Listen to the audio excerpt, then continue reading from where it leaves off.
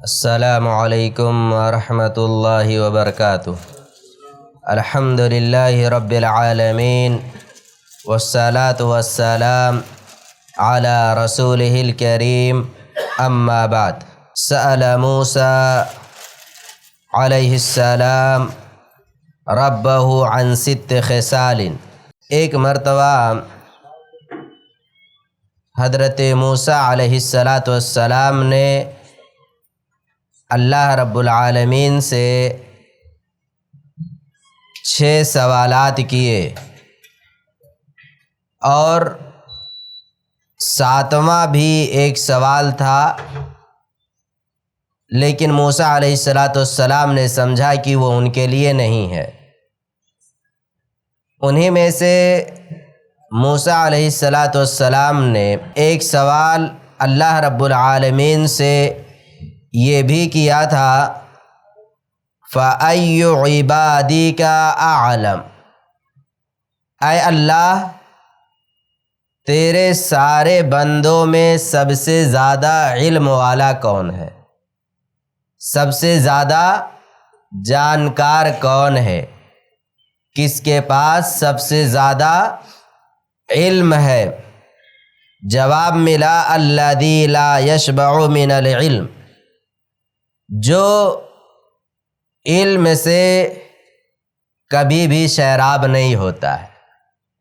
دوسرے لفظوں میں کہہ دیں، جس کا کبھی بھی علم سے پیٹ نہیں بھرتا ہے، ہمیشہ اس کے اندر ایک چاہت تڑپ ہوتی ہے کہ میرے علم میں روز بروز کچھ نہ کچھ اضافہ ہوتا رہے، میرا علم ایک جگہ ٹھہرا ہوا نہ ہو، اس میں روز بروز اضافہ ہوتا رہے۔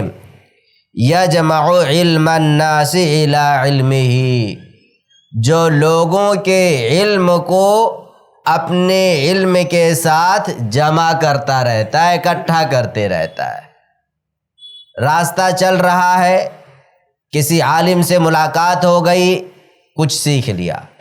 مسجد میں کسی عالم سے ملاقات ہو گئی، وہاں ان سے کچھ پوچھ لیا، کوئی حدیث سمجھ لی، کوئی قرآن کی آیت سمجھ لی۔ جہاں جہاں موقع مل رہا ہے اس کے پاس ہے علم، لیکن اس کے باوجود اس کے دل میں تڑپ اور چاہت ہے اور زیادہ علم ہو جائے، تو ایسا شخص سب سے زیادہ جانکار ہے۔ ہمارے یہاں معاملہ کیا ہے؟ 2-4 حدیثیں سمجھ میں آ گئیں، 2-4 کتاب پڑھ لیے، یا کچھ اور بھی دینی اعتبار سے ہم بات کرتے ہیں، تھوڑا بہت آ گیا، ہم یہ سمجھتے ہیں سب سے بڑے علامہ ہم ہی ہیں، سب سے بڑے محدث، سب سے بڑے دین کی خدمت گزار، اور کیا کیا سب ہم ہی، اور کوئی نہیں ہے۔ اور حدیث کے اندر کیا صفت بتائی گئی ہے؟ سب سے زیادہ جانکار وہ ہے جس کا علم ایک جگہ ٹھہرا ہوا نہیں ہوتا ہے، آئے دن اس کے علم میں اضافہ ہوتے رہتا ہے، وہ کتابوں کا مطالعہ روز کرتے رہتا ہے۔ خطیب بغدادی رحمۃ اللہ علیہ کئی ساری کتابیں انہوں نے لکھی، کئی سارے فنون پر لکھے۔ 25 جلد میں تاریخ بغداد کے نام سے ان کی کتاب ہے۔ زندگی کے آخری لمحات میں ان کے سینے پر کتاب تھی، مطلب اتنے بڑے عالم دین آخری لمحات میں بھی مطالعہ کا ساتھ نہیں چھوڑا، آخری لمحات میں بھی مطالعہ کر رہے تھے، وہ پڑھ رہے تھے۔ تو یہ علماء کی صفت ہے، جو لوگ حقیقی علم کے طلبگار ہوتے ہیں وہ ہمیشہ مطالعہ کرتے رہتے ہیں، 2-4 کتابیں پڑھ کر کے اسی پر رک نہیں جاتے۔ امام احمد بن حنبل رحمۃ اللہ علیہ کو ہم لوگ جانتے ہوں گے، اپنے زمانے کے محدث، فقیہ، امام، سب کچھ۔ لوگوں نے کہا کب تک علم حاصل کرتے رہیں گے آپ؟ جیسے ہوتا ہے نا، کچھ لوگ کہتے ہیں کب تک پڑھو گے، اب تو رک جاؤ، کچھ بتاؤ، کتنا کتاب پڑھو گے؟ کہا کب تک پڑھتے رہو گے، اب تو کچھ بتاؤ۔ امام احمد بن حنبل نے کہا ماں کی گود سے لے کر قبر میں جانے تک۔ کب تک علم حاصل کرنا ہے؟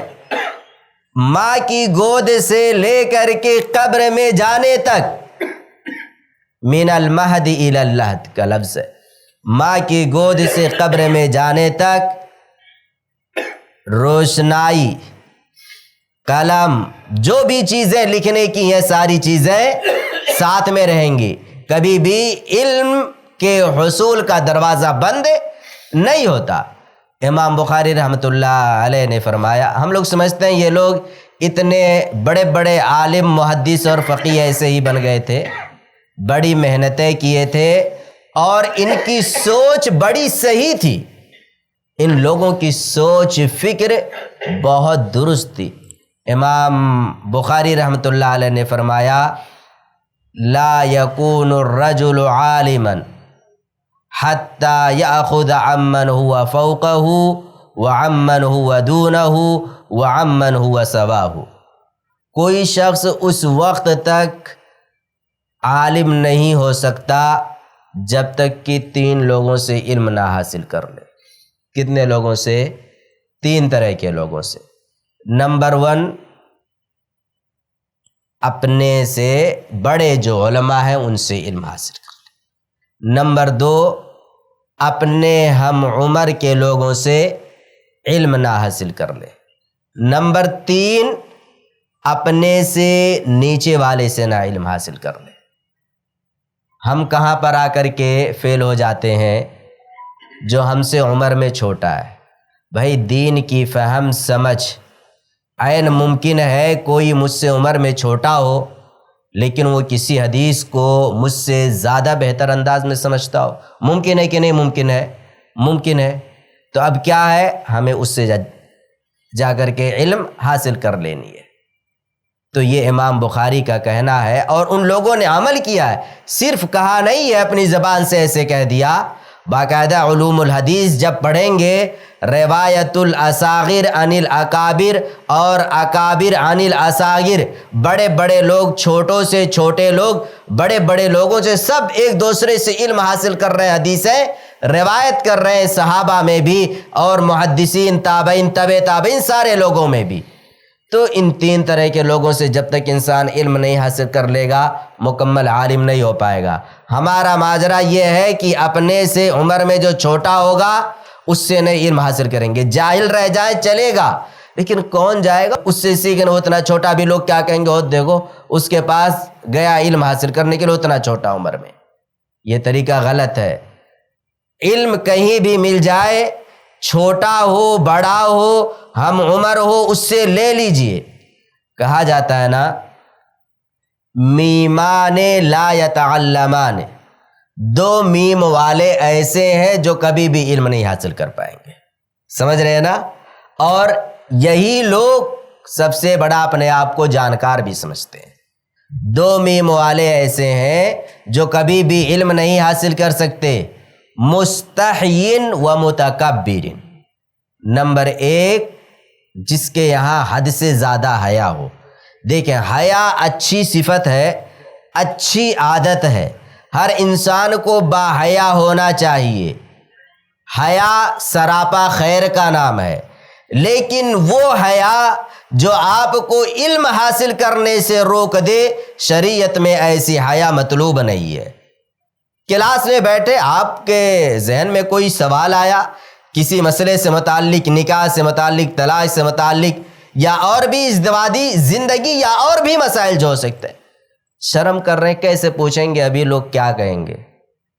اگر یہ حیا رہی تو علم نہیں حاصل کر پائیں گے۔ علم کے معاملے میں، حصول علم میں حیا نہیں کرنا، جو پوچھنا پوچھیے اپنے استاد۔ نمبر 2، دوسرا وہ شخص ہے، پہلا شخص حیا کرنے والا علم کے راستے میں، دوسرا شخص متکبر، تکبر کرنے والا شخص۔ جس کے یہاں کبر ہو، تکبر ہو، وہ کبھی بھی علم نہیں حاصل کر پائے گا، کبھی بھی علم نہیں حاصل کر سکتا ہے۔ تو خلاصہ گفتگو یہ ہے کہ اگر سب سے بڑا جانکار اور علم والا بننا ہے تو ہمیشہ علم حاصل کرتے رہو، ہمیشہ علم حاصل کرتے رہو، کتابیں پڑھو، تقریریں سنو، قرآن سمجھو، ہمیشہ کچھ نہ کچھ کرتے رہو، علم حاصل کرتے رہو کسی بھی شکل میں، تو اپنے وقت کے سب سے بڑے جانکار رہو گے کتاب و سنت کی روشنی میں۔ اللہ رب العالمین سے دعا ہے الہ العالمین تو ہم تمام لوگوں کو مستقل طور پر علم حاصل کرنے کی توفیق دے، آمین۔ والسلام علیکم ورحمۃ اللہ وبرکاتہ۔